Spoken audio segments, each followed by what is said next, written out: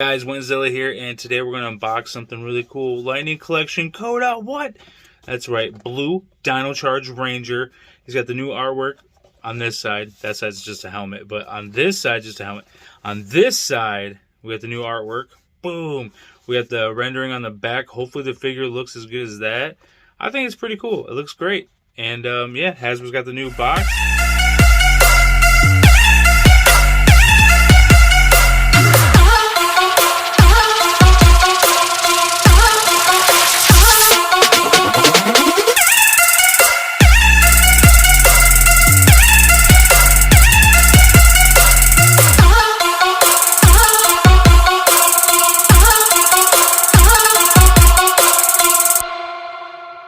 So hey guys, real quick, we got the new, there's no pins, as you can see.